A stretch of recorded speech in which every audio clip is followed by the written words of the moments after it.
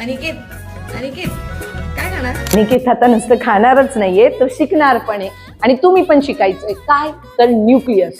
आणि त्यात वेल develop nucleus कुठे असतं? युकॅरियोटिक सेलमध्ये. युकॅरियोटिक सेल कुठे असते? प्लांट्स, ॲनिमल, फंगाय, प्रोटिस्टामध्ये वेल डेव्हलप न्यूक्लियस असलेली युकॅरियोटिक सेल असते. ओके, मग वेल डेव्हलप न्यूक्लियस म्हणजे काय?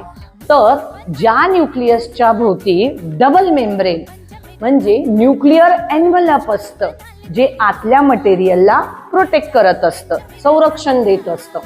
दुसरा महत्वाचा पार्ट असतो न्यूक्लिओलस. न्यूक्लिओलस काय असतं? तर याच्यामध्ये रायबोझोम बनवल्या जातात. काय होतं? रायबोझोम्स बनवल्या जातात. आणि या रायबोझोम बनवणाऱ्या मटेरियल म्हणजे न्यूक्लिओलस पाशी क्रोमॅटिनची गर्दी असते. कशाची गर्दी असते?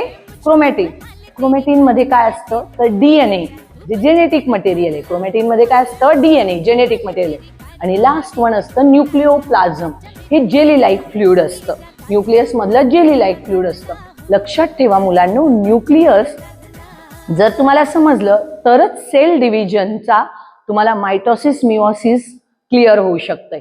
तर समजलं असेल वेल डेव्हलप न्यूक्लियस मध्ये काय असतं? Nuclear envelope, nucleolus, chromatin